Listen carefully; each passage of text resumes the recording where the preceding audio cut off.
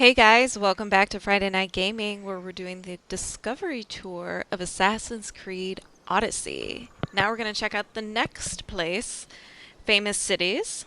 So let's check it out. Welcome, traveler, to the ruins of Mycenae. Mycenae. Who are you? My name is Herodotus, and I am a traveler from Hyrcanassus. I retrace the cause of various events, such as wars and great calamities. Oh, I describe what I see and record what I'm told, all with the aim of providing a better understanding of why these things occur. Look for me to introduce you to many sites.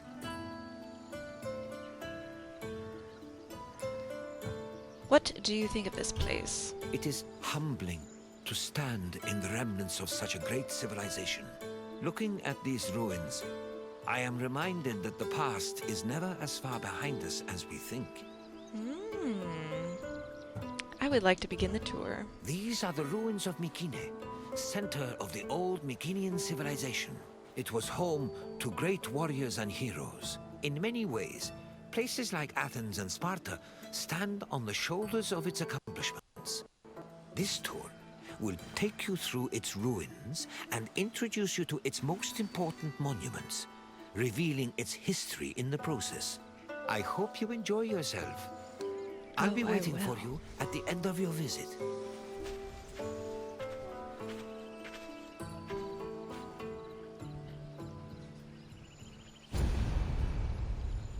Tour started. All right, we're going to do first person. The Mycenaean civilization flourished in the Late Bronze Age between 1600 and 1200 BCE. During this period, it was mainly located in the Peloponnese and central Greece. Mycenaeans were known for exploring distant lands. Notably, they battled the Hittite-allied city of Walusa in a conflict that was believed to be the inspiration for Homer's Trojan War. But the Mycenaean people didn't only travel to fight. They learned much from their neighbors, the Minoans of Crete, such as how to write syllabic script on clay tablets. Such tablets provide evidence that Mycenaeans spoke an early form of Greek. They also tell of how great Mycenaean kings ruled over their warriors from opulent palaces in places like Mycenae, Thebes, and Knossos. Knossos.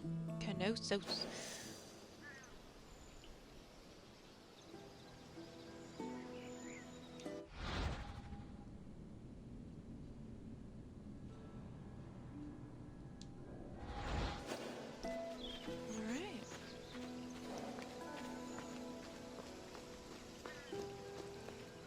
The entrance to Agamemnon's citadel, or the Lion Gate, is one of the most iconic monuments in Mycenae. It is impressive for both its height and for the intimidating rendering on its relief, which depicts two lions standing on either side of a column. Unfortunately, the lions' heads, which were presumably made of a precious metal or higher quality stone, have been lost to time. The gate was most likely meant to greet a triumphant king returning home from successful military campaigns and to awe foreign visitors. Ooh, let's see what it looks like now. Oh.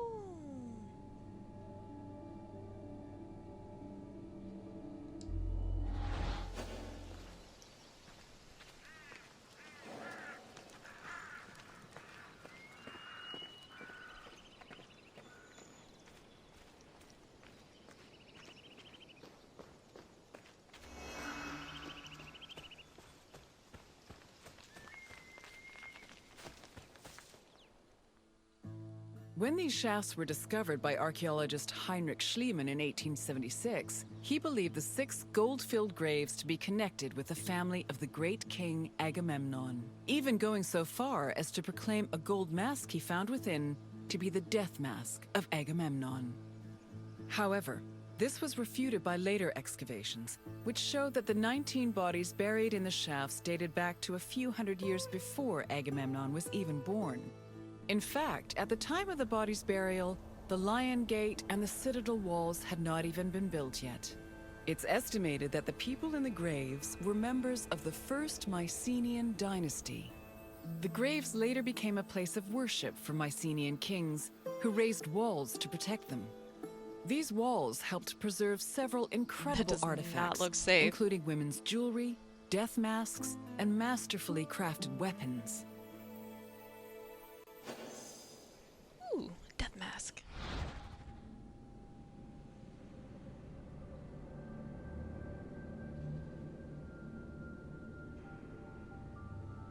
Wow.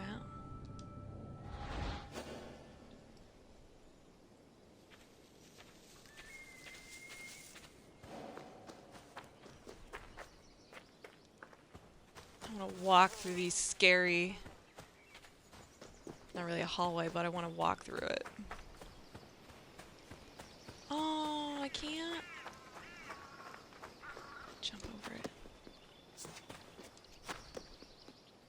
Can we go down there? Nope. Oh!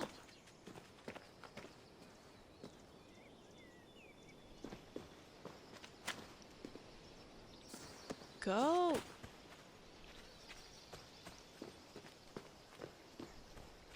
These do not seem safe at all. Probably back then they were, but not now. I don't trust it.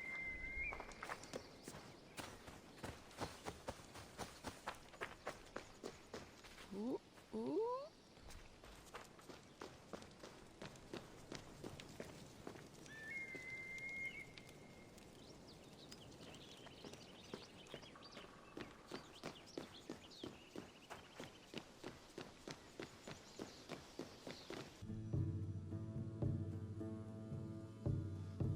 By 1250 BCE, Mycenae was at the height of its power, and its living quarters and workshops were numerous. Houses were built everywhere, from the top of the palace's hill near the king's residence, to the slopes and terraces within the walls, to the nearby hills outside the citadel. At one point, the citadel's walls even had to be enlarged to make room for more quarters. The people who lived inside the citadel were those with high status in either the military, religious, or administrative sectors of the kingdom. This is reflected by the ceramic and metal vessels inside the houses, as well as their painted plastered walls.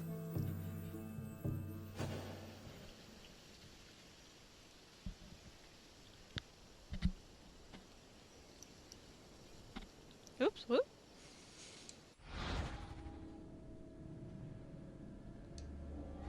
I didn't mean to hit that button.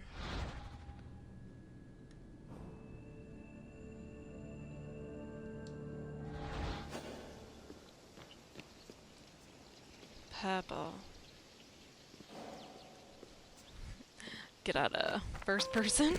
Don't make y'all sick. Ooh, ooh.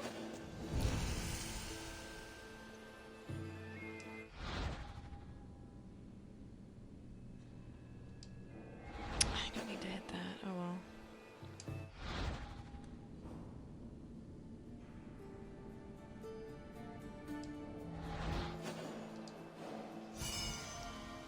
Oh. Ugh.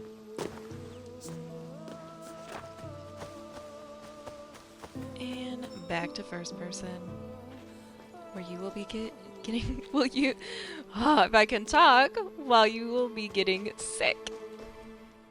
A traveler seeking an audience with the king would have first ascended a steep ramp from the Lion Gate to the citadel's summit. Here, they would have walked into the palatial complex through a grand entrance called the Propylon. Once inside, their gaze would immediately be drawn to the palace's main hall, a monumental area known as the Megaron. The vividly decorated Megaron, which glittered with precious objects and colorful frescoes in its heyday, was where the king would have received the traveler. If the king was feeling generous, he would have shared with the visitor the palace's most marvelous feature, its commanding and majestic view, which stretched from the plain of Argolis to the gleaming Aegean Sea.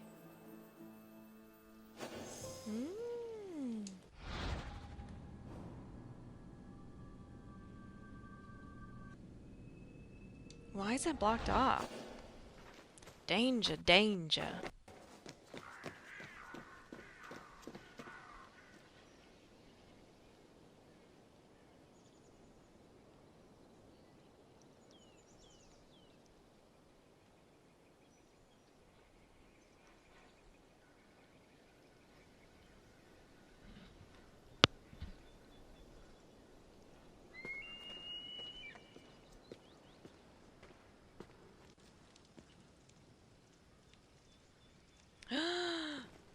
know that painting.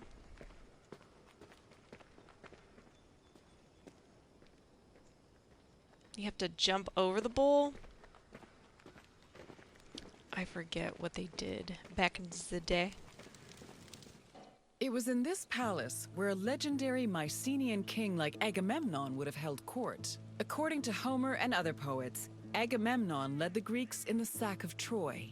Stories say that he was a fearsome warrior on par with Achilles, but also an overly ambitious and arrogant ruler. He sacrificed his own daughter, Iphigenia, to convince Artemis to grant his ship's passage to Troy. After conquering the city, he returned to Mycenae with mounds of riches, and a Trojan named Cassandra as his concubine. Agamemnon's wife, Clytemnestra, was not pleased with her husband's sacrifice of their daughter. She plotted to murder her husband out of anger. The plot Do you was blame her? successful, and, depending on the version of the story, Agamemnon was either murdered in his bath by Clytemnestra or killed by his cousin Aegisthus during a banquet.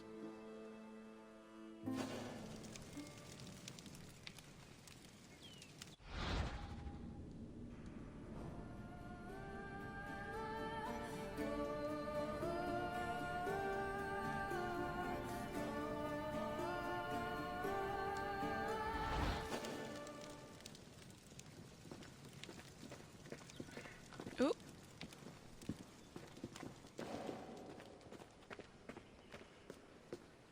Sacrificed his own daughter for power.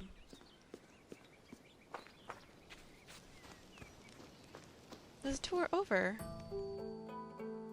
You've completed the tour. That was fast. I trust it was an eye-opening experience. It was. Though it did not last. Mycenae was a sort of precursor to what would eventually become the Greek civilization we know today. It's important we remember them, if only to avoid repeating their mistakes. Now, what else would you like to do? I'm ready for a quiz, Then sir. let's begin. First, I have quite a simple question. Which ancient city may have been the inspiration for Homer's depiction of Troy?